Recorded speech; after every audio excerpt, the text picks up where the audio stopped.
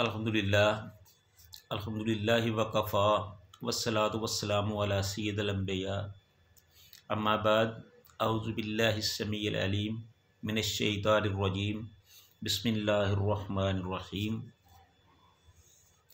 अलम यजिदका यतीमन फ़आवा सदक़ल्लाहुल अज़ीम। हज़रत हलीमा सादिया रज़ियल्लाहु ताला अन्हा ने जब मुसलसल अनहोने वाक़यात देखे, अजीब व गरीब किस्म के वाक़यात देखे, तो उन्होंने फ़ैसला कर लिया कि हम रसूलुल्लाह सल्लल्लाहु अलैहि वसल्लम को अब अपने पास नहीं रखेंगे, उनके घर वालों के सुपुर्द कर देंगे। तो इस तरह वो उनको लेकर मक्का में आई और आपको आपकी वालिदा के हवाले कर दिया। हज़रत आमना ने पूछा कि ए हलीमा, तुमने तो बड़े इसरार के साथ मेरे बेटे को अपने साथ लिया था और अब इतनी जल्दी वापस ले आई हो, क्या माजरा है?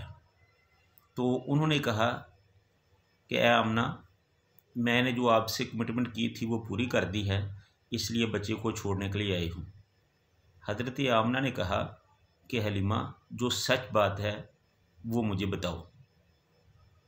तो हज़रत हलीमा ने हज़रत आमना को वो तमाम वाक़यात बता दिए जो उन्होंने अपनी आँखों से देखे थे कि जो रसूलुल्लाह सल्लल्लाहु अलैहि वसल्लम के लिए ख़तरात का बाइस बने थे, जिनकी वजह से हज़रत हलीमा परेशान हुई थी।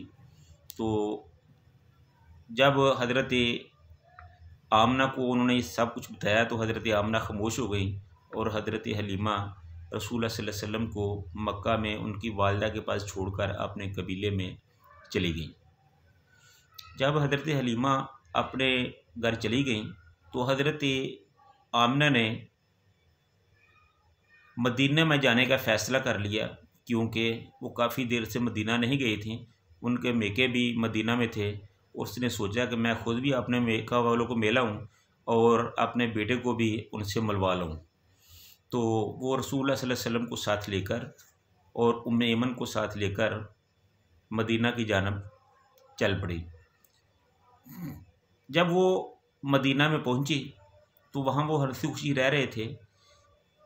तो उम्मे ऐमन की जो ज़िम्मेदारी थी वो रसूलुल्लाह सल्लल्लाहु अलैहि वसल्लम की पर नज़र रखना था, उनकी हिफाजत करना था। तो हज़रत उम्मे ऐमन फरमाती हैं कि एक दिन मदीना के दो यहूदी मेरे पास आए और उन्होंने आके कहा कि ए उम्मे ऐमन, ये जो आपके पास बच्चा है ना मोहम्मद नाम का, इसको ज़रा हमारे पास लाओ। तो हज़रत उम्मे ऐमन कहती हैं कि मैं रसूलुल्लाह सल्लल्लाहु अलैहि वसल्लम को लेकर उनके सामने आई। उन्होंने बच्चे को बड़ी अच्छी तरीके से गौर से देखा और वो कहने लगे, ये बच्चा जो है ये बड़ा होकर इस उम्मत का नबी बनेगा और यही आखिरी नबी है, और ये शहर यानी यस्रब इसकी हिजरत गाह होगा। जब ये यहाँ आएगा तो यहाँ बहुत ज़्यादा जंगें होंगी, कत्लो गारत भी होगी, लोगों को कैदी भी बनाया जाएगा, लोग गिरफ़्तार भी होंगे। जब उन्होंने इस किस्म की बातें की तो उम्मे ऐमन मोहम्मद सल्लल्लाहु अलैहि वसल्लम को लेकर वहाँ से चली गई। उन्होंने ये बातें हज़रत आमना को बताई तो हज़रत आमना ये बातें सुनकर परेशान हुई। तो उन्होंने मदीना को छोड़ने का फ़ैसला कर लिया कि हम फ़ौरन मक्का चलते हैं। तो अपने बेटे को साथ लिया और उम्मे ऐमन को साथ लिया और मक्का की तरफ रवाना हो गई। जब वो मक्का और मदीना के दरमियान में मकाम अबवा में पहुंची तो उनकी तबीयत ख़राब हो गई और वो एक रात बीमार रहने के बाद अल्लाह को प्यारी हो गई। तो इस तरह हज़रत आमना रसूलुल्लाह सल्लल्लाहु अलैहि वसल्लम की आँखों के सामने अल्लाह को प्यारी हो गई। आपकी उम्र उस वक़्त तकरीबन 6 साल थी। आप बच्चे थे, बड़े भी होते तो फिर भी आदमी ऐसे हालात में, ऐसे माहौल में कुछ भी नहीं कर सकता। तो वो माहौल जो था वो सोगवार हो गया। तो इस माहौल में हज़रत उम्मे ऐमन रज़ी अल्लाह ताला अन्हु रसूलुल्लाह सल्लल्लाहु अलैहि वसल्लम को लेकर मक्का में पहुंची और इस वक्त तकरीबन हज़रत आमना को फ़ौत हुए 4-5 दिन हो चुके थे। जब उन्होंने आके सरदार अब्दुल मुत्तलिब को ये बताया कि इस तरह हज़रत आमना का इंतकाल हो गया है और मैं मोहम्मद सल्लल्लाहु अलैहि वसल्लम को लेकर आई हूँ, तो उस वक़्त हज़रत अब्दुल मुत्तलिब सरदार अब्दुल मुत्तलिब बहुत रोए, बहुत परेशान हुए, यहाँ तक कि वो अपने बेटे अब्दुल्ला की वफ़ात पर भी इतना गमगीन और परेशान ना हुए थे जितना हज़रत आमना की वफ़ात पर परेशान हुए।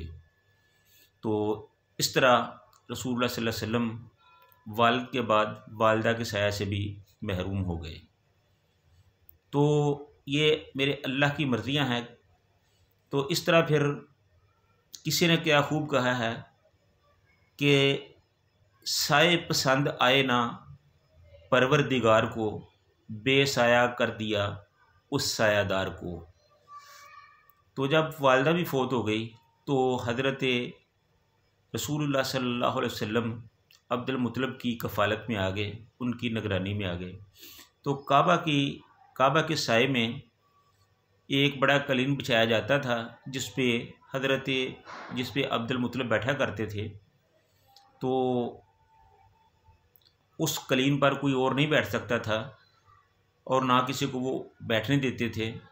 तो रसूलुल्लाह सल्लल्लाहु अलैहि वसल्लम की आदत मुबारक थी कि वो जब भी आते वो सीधा उसी कलीन पे आके बैठ जाते। तो चूँकि सरदार अब्दुल मुत्तलिब रसूलुल्लाह सल्लल्लाहु अलैहि वसल्लम के साथ बहुत प्यार और बहुत मोहब्बत करते थे, तो वो उनको नहीं रोकते थे। जब लोगों ने 1-2 दफ़ा रोकने की कोशिश की तो सरदार साहब ने कहा कि नहीं, ये मेरा बेटा बड़ी शान वाला है, इसको मत रोका करो, इसको मेरे पास बैठने दिया करो। वो उनके पास बैठ जाते, आप उनकी कमर पे हाथ फेरते, उनकी प्यारी प्यारी बातें सुनते, उनको अपने सीने से लगाते, उनसे बातें करते, खाना भी अपने साथ ही खिलाते। इस तरह वो उनके साथ बहुत ज़्यादा प्यार मोहब्बत करते थे। तो वक़्त गुज़र रहा था, तो जब मुख्तसर करते हुए हम इस बात को मुख्तसर करते हुए ख़त्म करते हैं कि जब हज़रत रसूलुल्लाह सल्लल्लाहु अलैहि वसल्लम अपने दादा के साथ रहने लगे तो उस वक़्त जब उनकी उम्र तकरीबन 8 साल के करीब हुई तो अब्दुल मुत्तलिब का भी इंतकाल हो गया। जब अब्दुल मुत्तलिब का इंतकाल हुआ तो रसूलुल्लाह सल्लल्लाहु अलैहि वसल्लम एक दफ़ा फिर बेसहारा हुए। तो जाते हुए फ़ौत होने से पहले अब्दुल मुत्तलिब ने रसूलुल्लाह सल्लल्लाहु अलैहि वसल्लम को अबू तालिब के सुपुर्द किया और उन्हें समझाया कि मेरे इस बेटे का अपनी औलाद से ज़्यादा ख्याल रखना, खुद खाना ना खाना पहले इसको खिलाना, अपने बच्चों को बाद में देना, पहले इसको देना, इसके खाने का, इसके कपड़ों का, इसकी रहाइश का इंतज़ाम करना, तो इसको परेशान ना करना, इसकी हर ज़रूरत को पूरी करना। ये सारी वसीयतें की और फिर वो अल्लाह को प्यारे हो गए और इस तरह रसूलुल्लाह सल्लल्लाहु अलैहि वसल्लम